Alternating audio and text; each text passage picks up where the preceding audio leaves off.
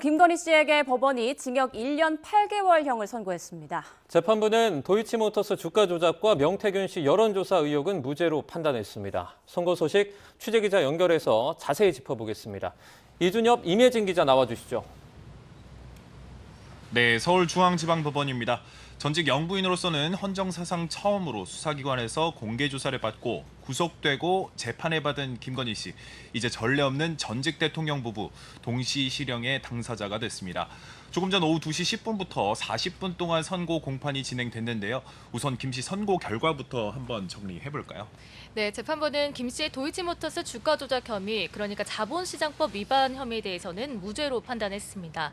또 명태균 게이트로 불리는 명 씨의 여론조사 비용 대납, 정치자금법 위반 혐의에 대해서도 무죄로 봤습니다. 다만 마지막 통일교 청탁, 특정범죄 가중법상 알선수재 혐의에 대해서는 일부 유죄로 선고했습니다.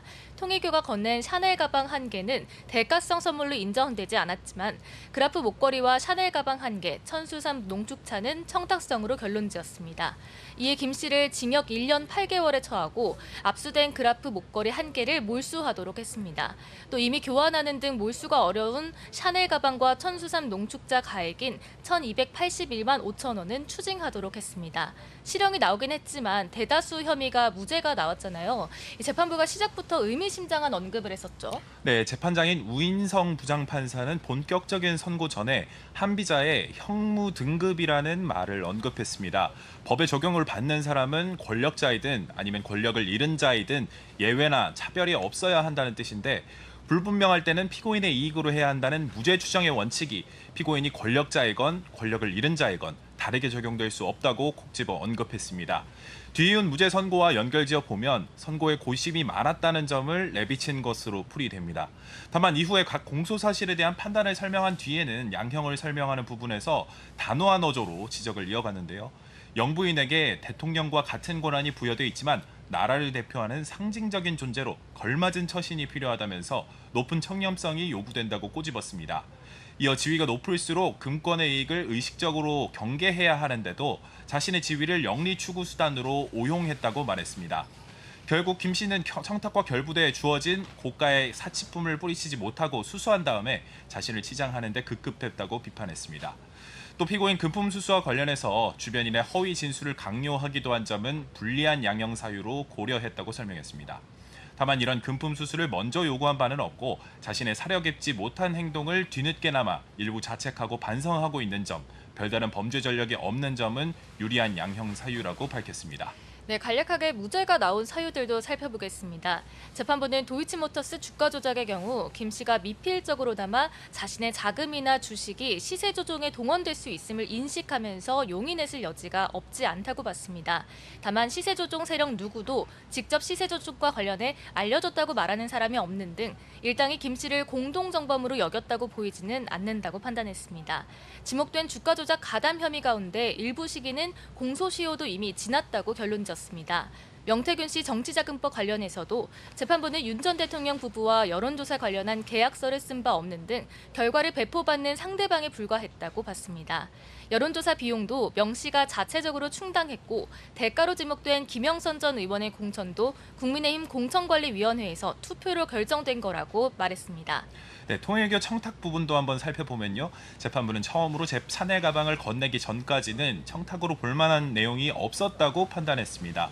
다만 나머지 부분은 청탁과 알선의 대가임이 인정되고 전달 사실도 모두 인정한다는 취지로 판단했습니다. 일부 청탁 내용, 통일교의 현안 청탁 내용들이 실제로 있었다고 본 건데요.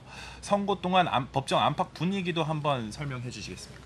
네, 오늘 선고 전부터 법원 밖에는 윤 전 대통령 부부 지지자가 일부 모여 집회를 했습니다.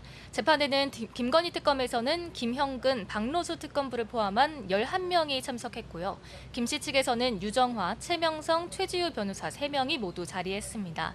시작 전 박 특검보는 다소 초조한 모습을 보였는데 반대로 변호인들은 웃으며 대화를 나누는 등 상대적으로 여유를 드러내기도 했습니다.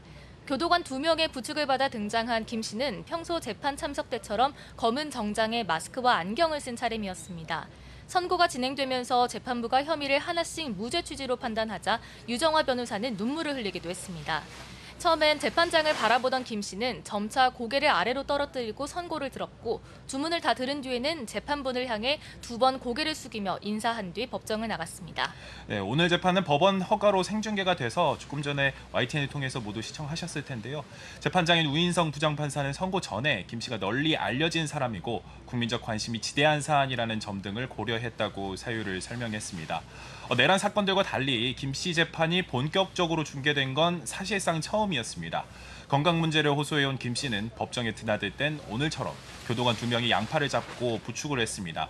도이치모터스 공범 이모 씨와 주고받은 메시지가 공개된 다음에는 어지러움과 구토 증세로 구치소로 복귀하기도 했습니다. 아프다는 이유로 법정 옆방에 침대형 휠체어에 누워서 문을 열어둔 채 재판을 진행한 날도 있었습니다. 자, 그럼 다시 한번 오늘 선고가 나온 김 씨의 혐의 어떤 내용이었는지 자세하게 한번 짚어볼까요? 네, 특검 측이 주장했던 공소 사실은 이렇습니다. 먼저 도이치모터스 주가 조작 혐의죠. 지난 2010년 10월에서 2012년 12월까지 주가 조작에 가담해 8억 1,114만여 원의 부당이득을 얻은 거로 조사됐습니다. 특검은 돈만 되는 단순 전주가 아니라 고가 매수와 물량 소진 등 3,017차례의 이상 매매 주문을 하고 100회가 넘는 통정 가장 매매를 하며 적극 가담한 거로 판단했습니다. 다음은 이른바 명태균 게이트입니다. 2021년 6월부터 2022년 3월 사이 윤석열 전 대통령과 함께 명시로부터 모두 2억 7천만 원 상당의 58건의 여론조사를 무상으로 받은 혐의였습니다. 마지막으로 건진법사 전성배 씨를 통해 통일교 청탁을 받았다는 의혹입니다. 2022년 4월부터 7월까지 전 씨로부터 통일교 측의 선물인 그라프 목걸이와 샤넬 가방, 천수삼 농축차 등 모두 8,200만여 원 상당 금품을 현안 청탁 명목으로 받았다는 혐의입니다. 네, 앞서 특검은 이러한 김 씨의 혐의들에 대해서 구형을 했었는데요. 김 씨의 자본시장법 위반과 특정범죄 가중법상 알선수재 혐의에 대해서는 징역 11년과 벌금 20억 원, 그리고 추징금 8억 1,144만여 원 선고를 요청했습니다.